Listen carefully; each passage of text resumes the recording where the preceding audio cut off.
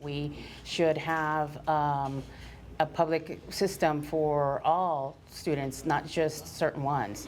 Carla Perez, like other public school teachers across Texas, is now required to display a Protestant Christian interpretation of the Ten Commandments in their classrooms. It's due to a state bill that Texas Governor Greg Abbott signed into law back in May that is now being challenged in the courts.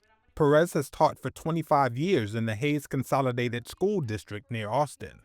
Me being a public school teacher, I believe in diversity. I believe in everyone having choice.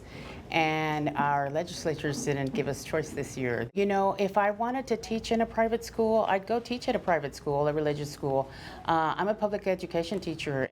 A federal judge has temporarily blocked the law in several school districts after the American Civil Liberties Union and others argued it infringes on religious freedom.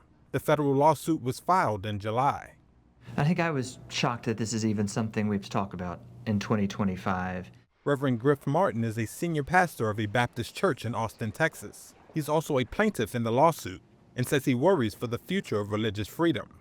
I'm also really concerned that this is just step one of Christian nationalism, this religious fanaticism that's ruining our country. This is step one of them getting a foothold in our schools, and that should scare everyone.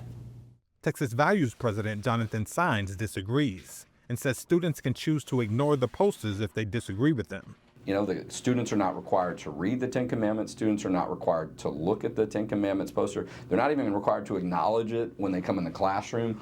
It simply needs to be displayed. Hayes School District administrators made the decision to post the Bill of Rights, the first 10 amendments to the U.S. Constitution, alongside each Ten Commandments poster, in an effort to provide historical context to their classrooms, according to Tim Savoy, the school district's chief communications officer. We don't want anyone to feel alienated because we want you to come to school. We want you to want to come to school.